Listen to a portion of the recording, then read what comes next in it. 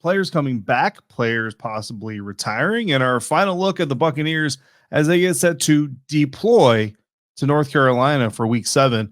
We're going to cover that all on this episode of the Locked On Bucs podcast. Let's go. You are Locked On Buccaneers, your daily Tampa Bay Buccaneers podcast, part of the Locked On Podcast Network, your team every day.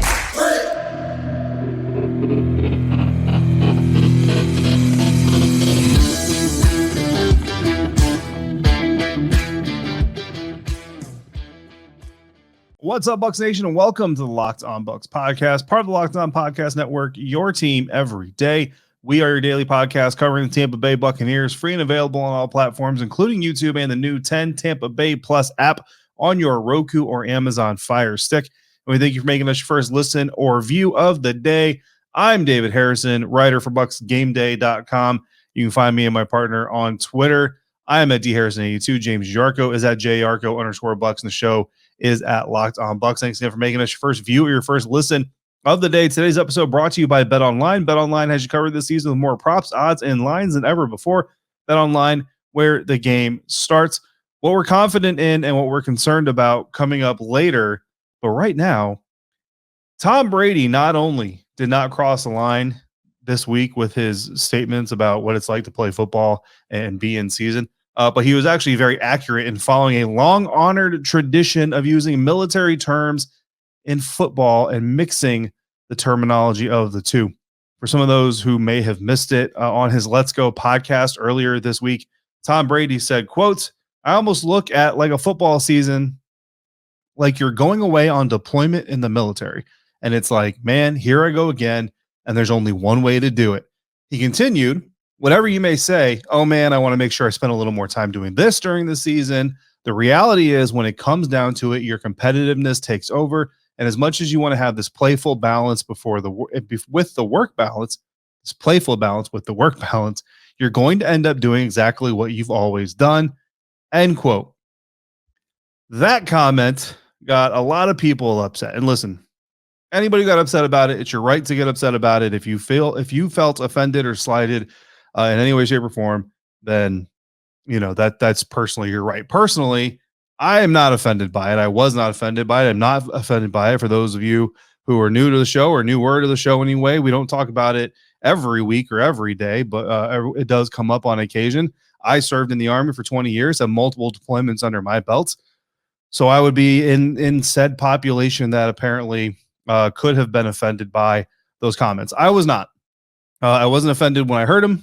I wasn't offended after people started getting offended. I wasn't offended even when he apologized later today, which we'll get to here in a minute. Look, I think Tom was trying to make a point about being in the football season and how it's different from everyday life. And I think what that point was, like, just having observed football players and the football season from up close and personal, and having also been on several deployments, it almost simplifies life in a way that also closes off life. Make no mistake about it, guys. When you deploy, in different branches and different MOSs and jobs have different terms. Like some people deploy for 6 months, some 9, whatever. My shortest deployment was 9 months. My other 2 deployments were 12. One was over 12, but call it a year. That time is basically gone. Like that time, like other than the task at hand, everything else essentially ceases to exist. Okay. And I don't mean that from a literal sense, right? Like I was married during my deployments. I had children during my deployments. I called home as much as I could. Mail was sent, you know what I mean? Things like that. But look, birthdays were missed. Special events were missed. Moments were missed. And there have been times I've literally gone back and listened to like the greatest hits of 2005 playlists on Apple Radio. And there are songs on that playlist I'd never even heard before until I listened to that playlist. Like everything else just turns off. And I think that's what Brady was trying to talk about, was that, you come into the season and you're like, you know what, this season I'm going to be different in this way. And you go on deployment and you think this deployment's going to be different in this way. I'm going to call home more. I'm going to write more letters. I'm going to video chat more. Maybe I'm going to go to the gym more than I did. But the bottom line is when you get into the deployment and when Tom gets into the season, you rely on your training and you rely on what helps you survive. And whether you're surviving a career or you're surviving a deployed area, combat zone for some people, some not all deployments are combat zones, you rely on that and you kind of fall into the same routines. And I can tell you that looking at my past deployments, 2 in a combat zone, 1 not in a combat zone, all 3 of them very similar in my day-to-day behavior, what I did, my routine, and how I went through business. I think that's what Tom was doing. I don't think Tom was trying to say that playing football is like dodging roadside bombs, or playing football is like having to have your head on a swivel watching out for snipers. I don't think that's what Tom was trying to say. It was just kind of a lifestyle comparison. And honestly, I don't think he's too far off. Now, there's no caviar or private planes, okay, downrange. I got it. But I don't think Tom was trying to compare the hardships, more so the mentality and kind of the impact it has on your life. That's all I think he was trying to do. Me personally, again, not offended. If you're offended, hey, cool. You have every right to be offended. I'm not going to take that away from you. If you're offended, then I'm not offended. I don't know what to tell you, man. But Tom apologized anyway, right? He said, quote, on Thursday before a press conference, he said, quote, before we start, can I say one thing? Earlier this week, I made a statement about playing football in the military, and it was a very poor choice of words. I just want to express that to any sentiments out there that people may have taken it a certain way. I apologize, end quote. So if you're offended by those words, Tom apologizes to you. If you're offended by me not being offended, I apologize as well. I'll tell you someone who does need to apologize, though, guys. Two Bucs fans specifically for getting their hopes up is Jason Cole, who apparently writes for Outkick.com, never heard of it before until this week, and said that everyone's favorite insider, a source, and if you're not watching on YouTube, which most of you are not, if you're listening, I'm using air quotes, a source told him that the Bucs are hopeful Ryan Jensen will return in November. We got a voicemail from Kendall about this topic, and I know many other Bucs fans were excited in hearing the, once again, air quotes, news. Well, I'll tell you this. I have a source who says the Bucs are hopeful Julio Jones will magically heal and never get hurt again. Devin White will never blow a coverage again. And Luke Gedeke will start playing like an all-pro veteran. So those are what my sources say. Listen, let's talk about media literacy for a second. Basically, what Jason is writing here really is just kind of a given, right? Look, from basically the moment that this thing wasn't revealed as like an ACL tear or, multiple tears or whatever, Ryan Jensen was walking around training camp, not on crutches. He was in like a leg cast type deal, but he was standing during training camp, observing, and standing for very long periods of time and putting weight, honestly, on that left leg, even in the brace or the cast or whatever combination it was. From the time he got hurt, basically, there's been this hope, quote unquote, that he might be able to return a la Vita Vea during the Super Bowl run. So that's not news. What is news here is the apparent time frame. And what I hate about this report is that there's a source, period, and I get it. To a certain extent, that's kind of a hazard of the job. You kind of have to rely on that. I get all that. But there's really nothing being said here, guys. Okay, they hope that he could be back for November. Right. Well, they also probably hope he can be back for December, hope he can be back for January, hope he can just be back before the Super Bowl if they make it that far. There's really no news here. It just got people kind of stirred up for a whole lot of nothing. But there's another source of information, Bucs head coach Todd Bowles, who was asked about this report, and he said, quote, as far as I know, he's still limping and hobbled. I can't tell you how he's going to heal. He's walking better. That's the best I can tell you. I don't know when he'll be back, end quote. So end of October, he's walking better. End of November, he's playing a full-blown NFL football game. That is quite the acceleration of a timeline. And here's the thing for Jason. If it doesn't happen and people come back at him, he can say, hey, man, I was just telling you they were hopeful he'd be back. I didn't say he'd be back. If he does come back, see, guys, told you. That's exactly what I said. Probably have media literacy. Look at what's not being said versus what is being said. So probably not coming back this month is what I'm saying. But could he come back in a month? Absolutely, he can come back in a month. The human body does some amazing things. So we'll only talk about it so you have all the information. Real, perhaps real. Chris Sims also saying that Tom Brady might retire during the season this year. Tom Brady saying that's not something that's on his mind. So again, this information, correction of information. Something else that's real, though, and is actually real, is the need to protect your property and your family, because when it comes to burglars, your home is like their end zone. Your possessions are the points they're trying to score, and you need the absolute strongest defense you can muster. This is why I use and trust Simply Safe Home Security. At Simply Safe, your safety is the only thing that matters. Their cutting-edge technology is powered by 24/7 professional monitoring agents who always have your back, so you always know your home is safe. I travel a lot covering the NFL. Then there's the Senior Bowl, scouting combine during the offseason. I love doing all those things, but I also love that I can reach back and check on things back home just using my phone. In fact, on our way to Pittsburgh, my beautiful wife, fortunately for me, came with me to Pittsburgh since it's just a 3-hour drive from where we live for that game. On our way to Pittsburgh, we actually turned on the camera. My son was sitting in the living room. She hit the speaker button, scared the daylights out of him because he was not expecting his mother's disembodied voice to come speaking over the camera. That's exactly what happened. It was hilarious because our package allowed us to do that. They have a bunch of items, all kinds of packages that you can use for your needs. With 24/7 professional monitoring, Simply Safe's agents call you the moment a threat is detected and dispatch police or first responders in an emergency, even if you're not home or you can't be reached. And their equipment options are fully customizable. You can customize yours like we did ours, so you can have as many indoor or outdoor cameras, sensors, and detectors as you need. Customize a perfect system for your home in just a few minutes at simplysafe.com/LockedOnNFL. Save 20% on your Simply Safe security system when you sign up for an interactive monitoring plan and get your first month free. Again, save 20% on your Simply Safe security system when you sign up for an interactive monitoring plan and get your first month free. I just love saying that, guys. Visit simplysafe.com/LockedOnNFL to learn more. There's no safe like Simply Safe. Thanks again for making Locked On Bucs Podcast first listener, your first view every single day. Make sure you check out NFL key predictions every Friday on Locked On NFL. Locked On's local experts give you the inside scoop on the 5 biggest games of the NFL weekend, including Sunday and Monday Night Football, plus betting advice from the field's leading experts, BetOnline. Follow NFL key predictions every Friday on Locked On NFL, available on the Odyssey app, YouTube, and wherever you get podcasts. I certainly hope I've had the right name banner up for the first segment. If I didn't, I apologize. I'm David Harrison, not James Yarcho. I know I have the right one up now, so we're good to go. Our bold predictions and players of the game are coming up in segment 3, but right now we're going to talk about what we're confident in and concerned about. But first, we're going to hear from Benny, who's got a question about leadership. Hey, David and James. Hope you guys are doing well. This is Benny from LA, and I wanted to expand on a question I submitted a few days ago regarding the leadership of this team and the lack of that I'm seeing, highlighting obviously the GOAT, Tom Brady, and his recent behavior.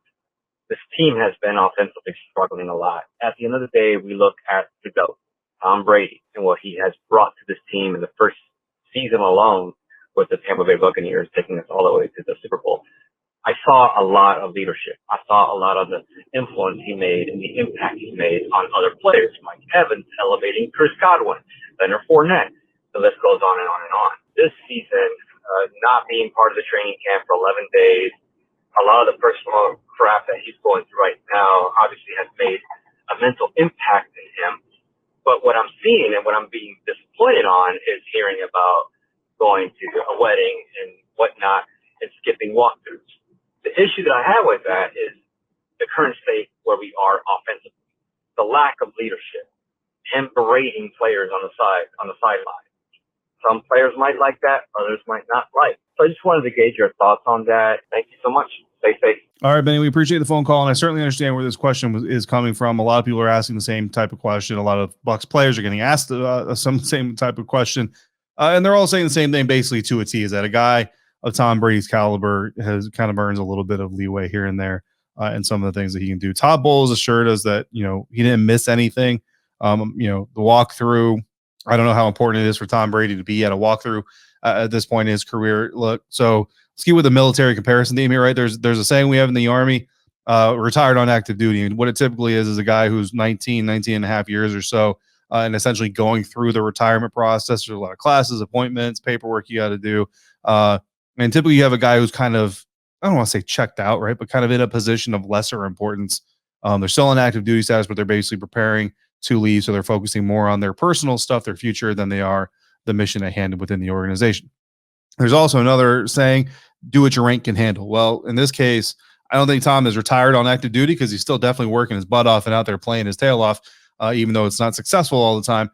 But he is doing what his rank can handle, and his rank is legend, right? His rank is GOAT level. Like that's his rank is GOAT. And yeah, I mean, there are certain things. Now, is it hurting the team? I would say this, while I understand why that could be why that's a question on the outside, only the people on the inside can truly answer that question. You know what I mean? I will tell you that I pretty much can guarantee you that with all the people within an organization, there's someone that has a problem with it, but whether there's enough someones to have a problem with it, that it's a real deal, I don't know. My thing about this, all this stuff is starting to become a little bit too much of a distraction in a week-to-week basis, I think. And if I'm Tom Brady, it's not so much that like there's an issue with me going to a wedding and missing walkthroughs or whatever. Also, if you're an NFL team owner, why are you having a wedding in the middle of the NFL season? That's just weird. It's more so that people are talking about it too much and I want to minimize the noise. That's really my thing if I'm Tom. So again, it's not really the best way to answer the question. But again, going back to my previous observations earlier in the week, I think this whole situation that we're seeing unfold on the field has much to do with a lack of confidence in the offensive line than anything else. And that pretty much explains everything else that we're seeing moving forward. So that's my roundabout way of answering the question. Appreciate the question, Benny. Now we're going to move into what James and I are confident in and concerned about. Shout out to you, Todd from Tampa. Appreciate the feedback. Obviously, we went forward and adopted it. So what James is confident in is the Bucs defense return to early season forms. Here's what he says. Panthers are dead last in the NFL in yards per game on offense and 28th in the NFL in points per game, scoring less than 18 points a game on average. They have a -2 turnover margin this season, and he sees the Bucs defense holding Carolina to under 220 total yards and taking the ball away twice. So much in James Yarcho fashion, making a bold prediction before it's actually bold prediction time. Thank you, James. What I'm confident in is the fact that the Carolina Panthers are bottom of the barrel team, which is kind of the same thing that James is talking about. Basically, look, guys, the Carolina Panthers are a team that they just sent Robbie Anderson away. PJ Walker is their starting quarterback and wouldn't be starting for pretty much any other NFL team out there right now. And, Christian McCaffrey's potentially on the trade block. I mean, you never know. A deal could be struck Sunday morning and he doesn't even suit up for the Carolina Panthers. DJ Moore, apparently people are talking about DJ Moore maybe be sent away. So while the Buccaneers certainly have their own struggles, playing a team like this is kind of the perfect opportunity to start working through some of those demons. And I don't mean that they necessarily come out swinging haymakers and just blow the Panthers out of the water, but this is the kind of team you can go up against and really kind of hone in on some of the things you want to work on. So don't take it for granted. Don't sleep on them by any means. Still an NFL team out there, but not quite the caliber that they're used to playing. So that's kind of where my confidence lies. So what is James concerned about? James is concerned about the offense trying to overcompensate from last week. James says the Bucs are still looking for an offensive explosion this season and to get off to a fast start. They're 9 for 19 in the red zone this season as well. James is concerned they pushed too hard trying to force their way out of a slump, leading to a mistake, which would be a turnover, or yet another slow start by trying to do too much. I think it's a very fair concern, and I'm concerned on top of it that Byron Leftwich is going to try to right the ship of public opinion and maybe get his quarterback left hanging out there in the pocket for a couple of hits that he doesn't want to take. What I'm concerned about, the long-term health of the secondary. Carlton Davis did not practice on Thursday with that hip injury after being limited on Wednesday. Logan Ryan just had surgery. Sean Murphy-Bunting didn't practice 2 days in a row this week with quad injury. Mike Edwards still dealing with the elbow injury that cost him last week. There's a lot of season left, guys. This is a passing league. This secondary needs to be healthy. So while the Buccaneers go out there, try to get the offense on track, try to keep the defense really doing pretty well overall, even though they've had obviously some bad moments.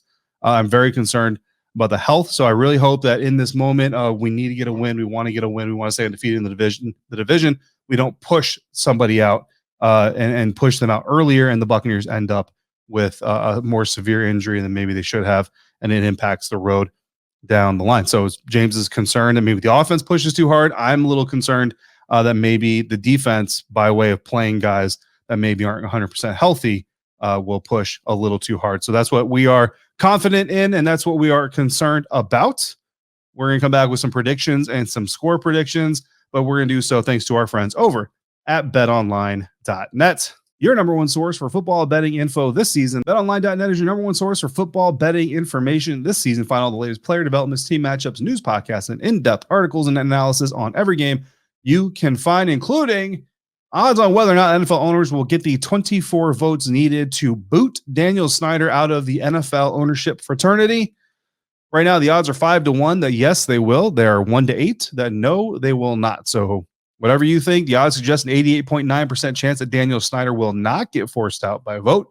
If you agree with those odds, go throw some money down. If you don't agree with those odds, go throw some money down to get better odds. As always, BetOnline remains your continued source for all your sports wagering information with live betting and up-to-the-minute scores for every sport out there. The fastest and easiest way to check in all your favorite games and events, including Major League Baseball, MMA, boxing, and golf. Head to betonline.net or use your mobile device to learn more about BetOnline, where the game starts. Time for predictions, and we're going to start with bold predictions. Then we're going to go to our players of the game, and then we'll get into some props and some final scores. James's bold prediction for this weekend's matchup: Tom Brady throws for over 75% completion rate and has 3 touchdown passes to 3 different receivers. Not only that, but he predicts the receivers will be Mike Evans, Chris Godwin, Cade Otton. Adjust your fantasy rosters as you see fit. So not only that, but the Bucs defense also going to hold Carolina at under 220 total yards and take the ball away 2 times. James taking a whole lot of bold prediction meat off the bone. So where do I go? I'm going to Antoine Winfield Jr., who I think is going to get a sack, a tackle for a loss. And just to be clear, that's a tackle for a loss in addition to the sack and an interception.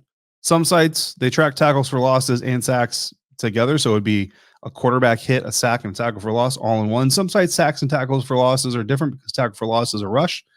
Depending on what site you lose or what track type of tracking you use. Either way, I'm saying a sack, tackle for loss, each individual tackles, and an interception for Antoine Winfield Jr. My player of the game, Mike Edwards, assuming he plays, full participant in Wednesday and Thursday's practices. Keep an eye on that final injury report, of course, as we get to the weekend. But Mike Edwards, I think they missed him dearly against the Pittsburgh Steelers, especially in that late those third down plays that they gave up late in the game. I think Mike Edwards would have made a huge difference in those situations. Mike Edwards returns to the field this weekend. I think he plays a big role in making sure the Panthers offense can't do what the Steelers offense did last week, especially late in the game against the Tampa Bay Buccaneers. James's player of this game is going to be rookie tight end Cade Otton, which of course is very predictable because he loves him some Cade Otton.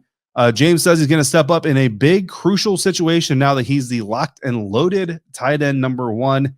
He'll be the safety net outlet for Brady, and in turn will move the sticks on some crucial third downs and get his first career touchdown. If you go back to the crossover Thursday episode I did with Julian Council, the host of the Locked On Panthers podcast, I also mentioned Cade Otton as a potential safety net over the middle, especially if the Carolina Panthers decide to blitz up the middle to try to take advantage of Luke Gedeke and that weak interior part of the Buccaneers offensive line. So let's move now into our game predictions, our game picks. James last week was successful in some of his picks, but the biggest one that I want to gloat about is he picked the Packers to beat the Jets. I picked the Jets to beat the Packers. I win. He loses. Nah. This week we're picking Tennessee Titans by 2 against the Indianapolis Colts. Both James and I are taking the Titans there. Jacksonville Jaguars favored by 3 over the New York Giants. Both James and I are taking the underdog, taking the Giants in that competition. Miami Dolphins favored by 7 over the Pittsburgh Steelers. Tua Tagovailoa is back. Hopefully he's actually healthy this time. James and I both taking the Dolphins there. So we got Titans, Giants, Dolphins winning those 3 games. The 4th game is where we differ. Denver Broncos favored by 1.5 points over the New York Jets. James is taking the Broncos. I'm taking the Jets for 2nd week straight to get the upset win. I've got 2 upset. James is going chalk in 3 with 1 upset. That takes us to the Tampa Bay Buccaneers favored by 11 against the Carolina Panthers. If you listen to the crossover, you already know my score prediction. If you watch the crossover, you already know my score prediction. If you didn't, I got the Buccaneers winning 24-14. James going the Price is Right route, except going a point less instead of a point over. He said the Bucs winning 23-14. So 24-14 for me, 23-14 for James. Call it what you want. That's his score prediction. And we thank you for listening and watching this episode of Locked On Bucs Podcast. Thank you for making us your first listener, your first view every single day. Now make your second listener view, the Peacock and Williamson NFL show. Brian Peacock and former NFL scout Matt Williamson give you the expert NFL analysis in less than 30 minutes, free and available wherever you get podcasts. James will be back post-game with a live episode for you guys and a full episode for you guys. So make sure you tune in for that. Call in voicemails. Get ready for the live chat. James loves interacting with you guys in that live chat. So make sure you tune in for that live. It'll drop a little bit after the game concludes on Sunday. If you got questions or topics you want to discuss and you don't want to do in the live chat, send them in to lockedonbucspodcast@gmail.com or call in and have your voice heard like Benny at 813-444-5841. For James Yarcho, I'm David Harrison. Until we speak again, make sure you're checking out everything we're doing at bucksgameday.com and bucksnation.com. Check us out on Twitter at dharrison82, at jrco_bucks, and at Locked On Bucs. If you're out and about, please be safe, be kind to one another, wash your hands, prepare to fire the cannons, and thank you for joining us right here at Locked On Bucs.